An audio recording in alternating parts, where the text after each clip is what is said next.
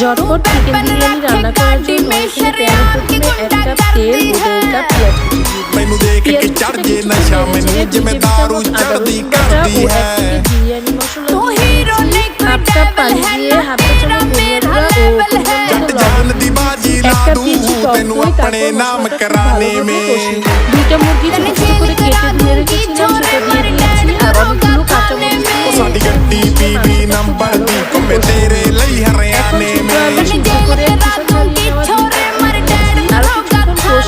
ਸਾਡੀ ਗੱਡੀ PV number ਦੀ ਘੁੰਮੇ ਤੇਰੇ ਲਈ ਹਰਿਆਣੇ ਮੇ 6টা ডিম দিয়ে নেড়েচেড়ে মিশিয়ে এখন গরম করে নিয়েছি। এখন আমি মাংস ডিম আলুগুলো উঠিয়ে নিচ্ছি।